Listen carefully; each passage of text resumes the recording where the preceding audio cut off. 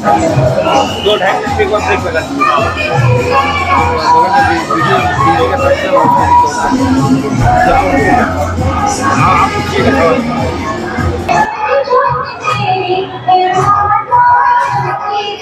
तो आप अपना परिचय दीजिएगा। गुरु जी, नवरात्र पे कन्या पूजन का क्या महत्व है? सबसे बड़ी बात है कि हम पहले अपने भक्तों को बताना चाहेंगे कि आज अष्टमी का पर्व चल रहा है और भगवती के धाम में परिक्रमा का आज के दिन बड़ा महत्व होता है। कन्या पूजन हम नवरात्रि को करते हैं। सबसे पहले मैं इस मंदिर परिवार का एक सदस्य हूँ, महंत कहा जाता हूँ। श्री रमेश जी महाराज हमारा नाम है और इस भगवती का मूल मंत्र है जय दुर्गे महाभागे काशी क्षेत्र निवासिनी सर्व दुख हरे देवी नारायणी नमोस्तुते। अब आपका सवाल आता है कन्या पूजन का क्या महत्व होता है। कन्या पूजन नौ देवी नवरात्रि जो हम मनाते हैं, इसमें 9 देवियों का आवाहन होता है, जिसमें 9 देवियों का नाम लेना चाहें तो शॉर्टकट में बताते हैं कि प्रथम शैलपुत्री, द्वितीय ब्रह्मचारी, तृतीय चंद्रघंटा, चतुर्थ कुसमांडा, पंचम स्कंद माता, षष्ठम कात्यायनी, सप्तम कालरात्रि, अष्टम महागौरी, नवम सिद्धदात्री। ये हमारी 9 देवियां हैं। अब इसमें कन्या पूजन का विधान नवमी को करते हैं। जो पूजन पाठ करते हैं, जो व्रत रहते हैं, उनको जब भी पारण करना होता है तो सबसे पहले अपने पूजन का विश्राम करने से पहले हम कन्या पूजन करते हैं, क्योंकि कन्या रूप में भगवती कई बार भक्तों को दर्शन दी है। कन्या रूप में ही एक कथा विशेष करके है श्रीधर का, जिसमें कन्या रूप में आकर के भगवती ने श्रीधर को भंडारा करने को कहा। तो उसी परंपरा को लेकर के आज भी हमारे घर की माताएं बहनें आज रात्रि हर घर में भगवती की पूजा होती है, जिसको हम रामनवमी की पूजा करते हैं, हर घर में होती है। इसके बाद कल सुबह कन्या पूजन होता है। कन्या पूजन का विधान होता है कि कन्या को सबसे पहले ऊंचा स्थान दे करके आसन देना चाहिए, फिर इसके बाद उन्हें उनका पैर धोना चाहिए, तिलक लगाना चाहिए, फिर इसके बाद उनको अंग वस्त्र देना चाहिए। जो जिसकी जैसी श्रद्धा हो उस प्रकार का पकवान बना करके उन्हें खिलाना चाहिए। सबसे प्रिय होता है चना, हलवा, पूड़ी। ये भगवती को बहुत प्रिय है, ये कन्याओं को दिया जाता है। जिसकी जैसी सामर्थ्य रहे वैसा कन्या पूजन लोग करते हैं।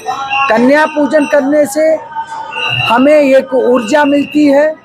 जो 9 दिन व्रत रहते हैं या नवरात्रि में दर्शन करते हैं, उस स्वरूप में हम भगवती 9 देवियों का दर्शन करते हैं। 9 कन्याओं को खिलाने का विधान होता है।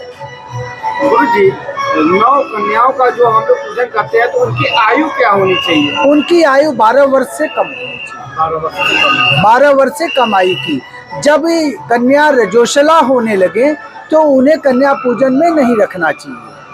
नियम ये भी कहता है, अब न मिलने के कारण, कि कन्या भी होनी चाहिए तो ब्राह्मण की पुत्री होनी चाहिए। ब्राह्मण की कन्या होने से हमें आशीर्वाद पूरा मिलता है।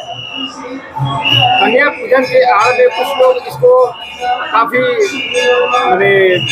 भड़कती बनाते जा रहे हैं, इस पर आपका क्या राय है? देखिए, इसमें एक राय दें कि आज हमारे धर्म के ठेकेदार जो हैं, जो धर्म का ठेका और टेंडर लेके चल रहे हैं, वे खुद इसको फॉलो नहीं करते हैं, दूसरे को सलाह देते हैं। तो जब स्वयं दूसरों के द्वारा किया जाए कार्य तो वह सही नहीं हो सकता है। आजकल पाखंड धीरे धीरे, मैं सबको तो नहीं कह सकता, लेकिन बहुत से ऐसे आप लोगों के चैनल के माध्यम से देखने को मिल रहा है कि लोग धर्म के आड़ में गंदा काम कर रहे हैं। जी, साफ सफाई की इसमें विशेष व्यवस्था होनी चाहिए। देखिए, पूजन का नियम होता है कि पहले आपका मन स्वच्छ हो, विचार स्वच्छ हो, भाव स्वच्छ हो। इसके बाद आपके पास नया है या पुराना है, वस्त्र स्वच्छ हो, और आपके पात्र जिसमें आपको खिलाना वो पात्र स्वच्छ हो। क्योंकि नवरात्र की बात करते हैं, पूरे वर्ष में 4 बार नवरात्र आती है, इसके बारे में बताएं। हाँ जी, 4 नवरात्र आती है। 2 नवरात्रि जैसे हमारा शास्त्र संगत है, 2 गुप्त नवरात्रि होती है, 2 कार्य सार्वजनिक होती है। जो 2 सार्वजनिक होती है वो आम जनता के लिए होती है, जिसमें शारदीय नवरात्र, चैत्र नवरात्र। जो 2 गुप्त नवरात्र होती है, एक नवरात्र होती है जिसमें जो कर्म कांड करने वाले ब्राह्मण हैं वो अपनी विद्या को जागृत रखें, वो अपने लिए कर्म करें ताकि जिसका जिस जजमान का कार्य करें उनको सफलता मिले। जो गुप्त नवरात्रि चल रही है इसमें आम जनता के बीच में काफी उलझन पैदा हो गया है कि क्या गुप्त नवरात्रि आम जनता को भी मनाना चाहिए, क्या ये उनके लिए देखिए, मनाने के लिए हमारे हिंदू धर्म में हम किसी भी त्योहार को बड़े हर्षोल्लास से मनाते हैं। और रह गई कि जो दो गुप्त नवरात्रि है जिसमें मैंने बताया कि एक वैदिक ब्राह्मण कर्मकांडी ब्राह्मणों के लिए होता है, एक तांत्रिक लोगों के लिए होता है जो अपनी तंत्र विद्या को जागृत करे और जनता को इसका लाभ दे। आपके ठीक बगल में कलश स्थापना भी हुई है, इसका कुछ इतिहास बताइए। इसका रीजन है कि सन 1996 से मैंने भगवती के प्रांगण में रहकर शिक्षा दीक्षा ग्रहण किया। ये बगल में हमारा कक्ष है और ये कलश 9 मई 2019 को स्थापित किया गया था कि 2027 तक इस कलश को लेके चलना है। अब 2025 आ गया है, 2 वर्षों का कार्यकाल है। ये कलश का उद्देश्य है कि संपूर्ण विश्व का कल्याण हो। यहाँ नियमित ब्राह्मण पाठ कर रहे हैं, नियमित यहाँ दीप जल रहा है और नियमित आपके पीछे ग्राउंड में भंडारे का आयोजन चलते रह रहा है। खिचड़ी का शाम को प्रसाद चल रहा है।